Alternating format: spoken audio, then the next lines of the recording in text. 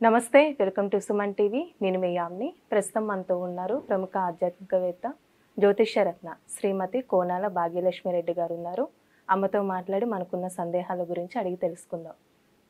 నమస్తే అమ్మ. నమస్తే అండి. ఈ సెప్టెంబర్ నెలలో అమ్మ అసలు మకర రాశి వారికి ఏ విధంగా ఉంటుంది, ఎలాంటి పరిహారం చేయాలంటారు వీళ్ళు? గణానాం త్వా గణపతిం భవామహే కవిం కవీనాముపమస్రవస్రవం జ్యేష్ఠరాజం బ్రహ్మణస్పద ఆనశృణ్వన్నోతిభిస్సిద్ధసాదనం ప్రణో దేవీ సరస్వతి వాజేవిర్వాజనేవతి దీనామవిత్రేవతు గణేశాయ నమః సరస్వత్యే నమః శ్రీ గురుభ్యో నమః హరి ఓం. ఓం శ్రీ మాత్రే నమః.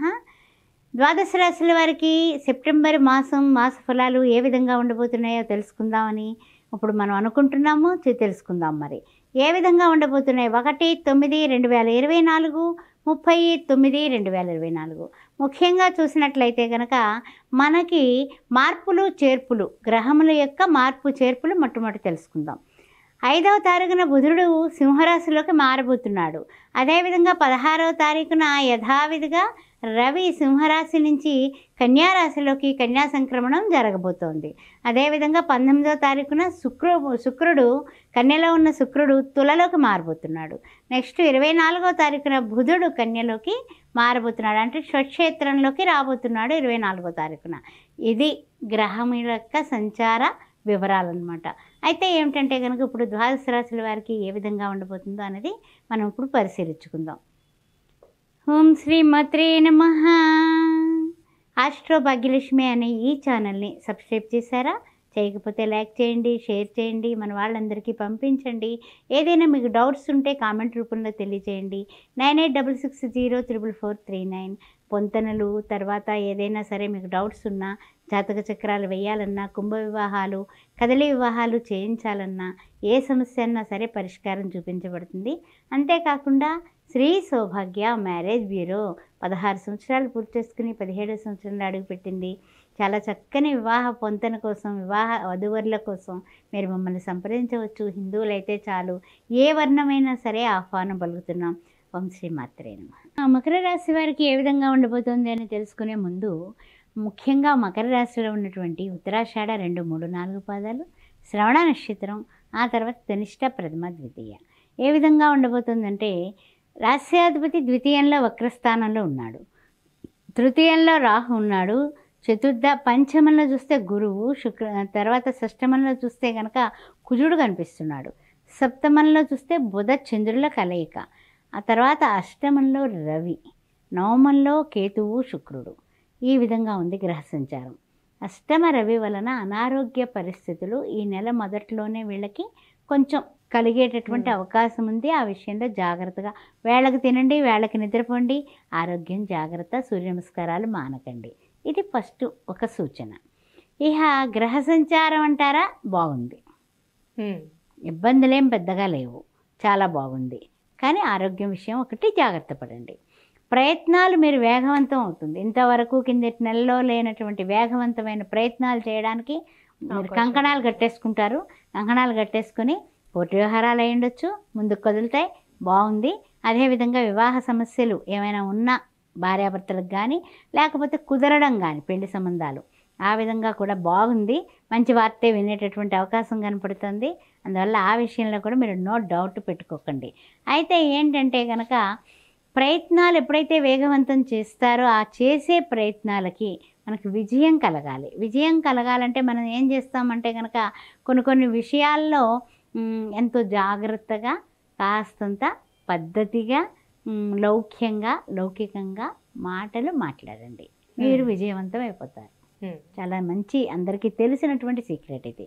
కానీ ఏంటంటే భూమి కానీ, వాహనాలు కానీ కొనుగోలు చేద్దాం అనుకుంటున్నారుగా, కిందటి నెల అనుకుందాం, అవలేదు కదా, ఈ నెలలో కొంటారు. అలానే అమ్మ, ఈ రాశి వారికి సంబంధించి ఎలాంటి విషయాల్లో జాగ్రత్తగా ఉండాలంటారు ఈ నెలలో? సోదర వర్గం పట్ల కొంచెం రాకపోకలు పెరుగుతాయి. ఇదివరకటి లేనటువంటి ప్రేమలు వచ్చేస్తాయి. కానీ వాళ్ళతో కొంచెం జాగ్రత్తగానే ఉండండి. ఎందుకంటే కనుక గబుక్కున మనము చనువు ఉంది కదా అని అనేస్తే మన మాటే మనకి శత్రువు అయ్యేటటువంటి అవకాశాలు ఉంది. అందువల్ల కొంచెం జాగ్రత్తగా ఉండండి. తర్వాత ఏంటంటే భూమి, వాహనాలు ఇవన్నీ కూడా కొనుగోలు చేస్తారు కదా, ఆ డాక్యుమెంటేషన్ విషయంలో జాగ్రత్తగా ఉండండి. ఎందుకంటే అందరినీ నమ్మమని లేదు, ఇప్పుడంతా మాయాకాలం కింద ఉంది కాబట్టి కొంచెం జాగ్రత్తగా ఉండండి. తర్వాత ఏంటంటే కనుక మీరు ధనం ఎప్పుడైతే ఆర్థిక పరిస్థితులు బాగుంటాయి, మీరంతా స్పీడ్ అవుతున్నారు కాబట్టి స్పీడ్గా వచ్చే ధనం కూడా వచ్చేస్తూ ఉంటుంది. వచ్చే ధనం వస్తుంది కదా అనేసి అనవసరమైన ఖర్చుల్లోకి వెళ్ళారా, పప్పులో కాలేసినట్టే. అందువలన మీ భార్యాభర్తలు ఇద్దరు కూడా ఆలోచించుకొని కుటుంబ పరంగా ఎంతవరకు అవసరమైతే అంతవరకే ఖర్చు పెట్టి, ఏమైనా కిందటి మాసాల్లో మనం చేసినటువంటి రుణాలు ఉంటాయి కదా, అవి తీర్చుకోండి. అవి తీర్చుకునేటటువంటి టైం ఇది. మన మంచి కాలంలోనే డబ్బులు వస్తాయి. వచ్చినప్పుడు మనం ఏం చేయాలి, ఇవ్వాల్సిన వాళ్ళకి ఇచ్చేస్తే అమ్మయ్య కృష్ణార్పణం అనుకుని దండం పెట్టుకోవచ్చు. అలానే ప్రయాణాలు వీళ్ళకి ఏ విధంగా అనుకూలిస్తాయి అంటారు? చేయొచ్చా లేదా? అసలు ప్రయాణాల విషయంలోనమ్మా జాగ్రత్తలు తీసుకుంటూ ప్రయాణాలు చేయొచ్చు, బాగానే ఉంటాయి. అందువల్ల ప్రయాణాలు కూడానండి మీకు బాగానే కలిసి వస్తాయి. అందువల్ల ప్రయాణాల విషయంలో మీరు బెంగ పెట్టుకోవాల్సిన అవసరమే లేదు, కలిసి వస్తాయి. కానీ మంచిగా అంతా కూడా రిజర్వేషన్ చేయించుకునే ప్రయాణాలు చేయండి, అంతేగాని ఆవేశంగా వెళ్ళిపోకండి, చాలా జాగ్రత్త. ముఖ్యంగా ఏంటంటే కనుక గ్రహ సంచారం బాగానే ఉంది, ప్రయత్నాలు అనుకూలంగానే ఉన్నాయి. కానీ కొన్ని విషయాల్లో మీరు విజయం సాధించాలంటే ఓపిక చాలా కావాలి. ఇప్పుడు నేను వెళ్ళాను, ఈరోజు వెళ్ళాను, రేపు పొద్దునకి పని అయిపోవాలంటే అవ్వదు. ఒక్కోసారి వెయిట్ చేయాల్సి వస్తుంది. ముఖ్యంగా కొన్ని శుభకార్యాల విషయంలో ఏదైనా సరే తగాదాలు తగవులు వాటి నిమిత్తం వెళ్ళినప్పుడు కానీ, భార్యాభర్తల సమస్యలు కానీ, లేకపోతే ఏదన్నా పేరెంట్స్తో కానీ, అన్నదమ్ములతో కానీ, అక్క చెల్లెలతో కానీ కొంచెం సంయమనంగా కాస్త ఓపిక పడితే మీరు అన్నింటిలోని కూడా తగ్గాల్సిన అవసరం లేదు, నెక్కుతారు. అలానే అమ్మ వీళ్ళకి సంబంధించిన విద్యార్థులు కానీ ఉద్యోగస్తులు కానీ విదేశీయానం ఉందమ్మా? విదేశీయాన ప్రయత్నాలు ఫలించే అవకాశం ఉంది. అయితే ఏంటంటే కనుక ఎలా ఉంటుందంటే, మీకు బాగా తెలిసిన వాళ్ళు, అక్కడ స్నేహితులు, మీరు ఇక్కడ నుంచి అక్కడ వెళ్ళి స్థిరపడిన వాళ్ళు, అలాంటి వాళ్ళు మీకు హెల్ప్ చేస్తారు. వాళ్ళు హెల్ప్ చేస్తారని మీకు తెలియదు.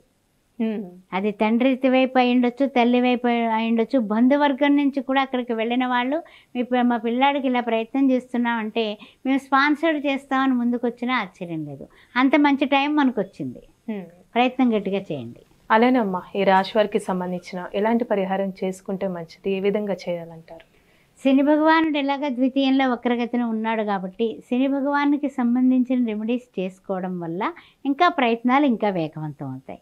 అందువల్ల శనివారం పూట ఒక్క పొద్దు ఉండడం, శనివారం ప్రొద్దుట 6 గంటల నుంచి 7 గంటల లోపల మధ్యలో నువ్వుల నూనె, నీలం రంగు వస్త్రం, ఆ తర్వాత చిమ్లీ ఉండ పట్టుకెళ్ళి శనిగ్రహం యొక్క ఆయన దగ్గర పెట్టి శని భగవానుడికి నమస్కారం చేసి, నీలాంజన సమాభాసం రవిపుత్రం యమాగ్రజం ఛాయా మార్తాండ సంభూతం తం నమామి శనిచ్చరం, శని భగవానుడా నన్ను దయచూపు అని పేదవాళ్ళకి డబ్బులు అంటే 5 రూపాయలు, 2 రూపాయలు, రూపాయి బిళ్ళలు ఉంటాయి కదా, 9 రూపాయల చొప్పున ఎవరికి ఇచ్చినా కూడా అలా 9 నుంచి మించి ఇవ్వండి.